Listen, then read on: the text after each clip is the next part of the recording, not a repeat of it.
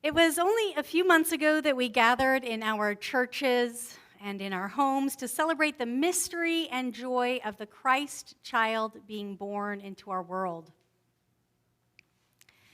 Jesus grew within the dark womb of Mary, cells clustering and differentiating within her to build the body of a baby that our faith tradition tells us brought God into our very midst, held within the tender skin of an infant. Last week, we walked with grief through the final days of that infant, now our teacher and brother, Jesus. We remembered together how the sky tore in two as he took his final breath. We served as witnesses as his disciples gently and tenderly tucked his dead human body into the tomb, the earth curving around him. Jesus laid in the darkness of that tomb, his cells perhaps dividing and differentiating in some miraculous way, while his followers mourned the violent end of a movement on the other side of a tomb, a movement that had promised liberation and transformation. And Easter morning, this morning, our faith tradition tells the story of the risen Christ who walks out of that dark tomb, bringing God into each one of our lives. While we have science to understand the process by which a zygote turns into a baby in the womb, it is still no less mysterious how that miracle happens. It is much of a mystery, as much of a holy miracle to me, as the tomb transformation of the broken body of Jesus into our resurrected Christ. We do not have science to explain the story that we tell on Easter morning. Unlike the 3D cameras that can now reveal the fetal transformation within a womb, we are only left to wonder what happened inside the darkness of the tomb. But the surprise and joy we feel in response to the resurrection has echoes in the joy and delight that we experience each time a baby is born. This joy is most keenly felt when that new life is born amidst ashes and death. A baby born in the Ukraine or in the aftermath of the earthquake in Turkey. A healthy birth after too many miscarriage losses. A newborn southern resident orca joining the 74 that remain. Both the womb and the tomb are reminders that mystery and miracle transform in dark places, emerging and surprising us with new life in the face of death. But as Mary leaves us at the tomb in our story today, racing to tell the other disciples what Jesus has told her, the question for us this Easter morning is, now what? How do we respond to this unexpected life after death? How do we allow the mystery of Easter morning, the miracle of the risen Christ, the reassurance that hope and truth and life and love itself cannot be put to death, not ever? How can we allow that news to sink into us, to shape us and mold us into a new identity as a resurrection people? How is life different for us now, beyond a few alleluias on Easter morning? we turn our attention to the humble caterpillar. Caterpillars, from their very beginning, contain something within them called imaginal discs. As they worm about in their caterpillar form, devouring leaves and hungrily eating their way through all manner of things, which many of us learned about in that book, they carry these imaginal discs within them, dormant and quiescent. When these caterpillars move to the next stage of their development, within the darkness of the cocoon, these imaginal discs become active. Cells divide and differentiate. Mystery and miracle. What was one thing, caterpillar, becomes another thing, cocoon, which then somehow, in ways that surpass our understanding, eventually becomes a butterfly. But that process is not easy. Here's some information Jane Peterson shared about this process that happens within the cocoon. These imaginal cells are seen by the worm's immune system as foreign. And the worm caterpillar, their immune system attacks the imaginal cells. This process is ongoing. A few imaginal cells keep surviving, some get knocked out again, and eventually transformation occurs. What if our process toward becoming a resurrection people is like that of the caterpillar? We contain within us the imaginal discs, these imaginal cells. They were born within us.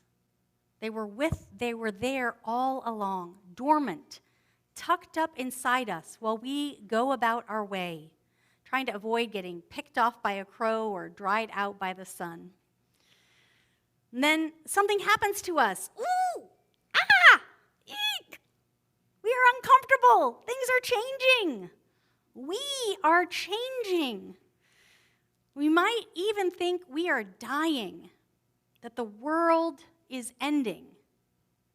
We become not just enfolded in the cocoon, we become the cocoon. We think that life is over. We let go.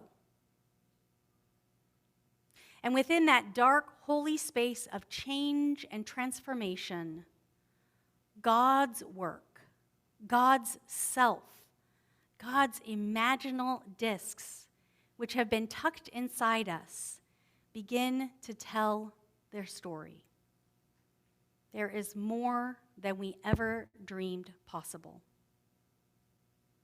But to allow God's imaginal discs to do their holy work of transformation requires profound undoing of who we were before. For the caterpillar, this letting go is total. She dissolves utterly within the cocoon. Her structure and cells become unrecognizable. She literally becomes goo. For us, that letting go looks a little different, but honestly, a lot the same. Being inside the cocoon, being willing to be transformed, requires that we let go of our old stories that we have been clinging to about who we are, our narrative about what the world is. The cocoon of transformation demands that we release our old selves. What are your stories that you need to release before the imaginal discs within you can begin their resurrection work? Is it that the world will always be this way? That cruelty and power always come out on top? That you have something deep within you that is shameful, unworthy, unlovable? Or that there's no point in trying to change things, structural racism, climate change, gun violence, transphobic acts, because they will always be with us. Why bother? These are stories of death. They are stories of endings. They are stories that do not belong in a world where babies grow miraculously in wombs, where our Jesus emerges victorious from his tomb, where the marvel and mystery of a caterpillar who can transform into a butterfly is a reality. Jesus did not grow in Mary's womb, raised from the tomb for us not to be transformed. His transformation on Easter morning, his resurrection, means that it is time to surrender our lives as the caterpillar. It is time for us to give way to the imaginal discs of goodness, of life, of joy within us.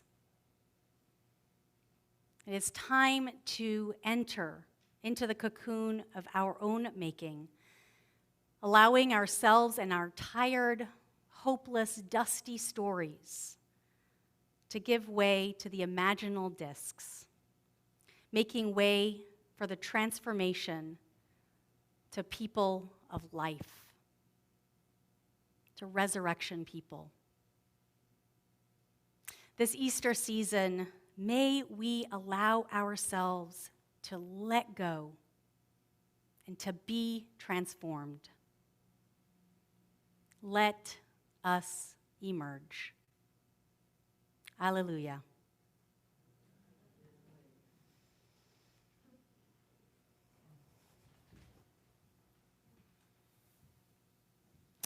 We enter now into a time of prayer through a song that we will come to know over this Easter season. So let us listen and sing as we're ready.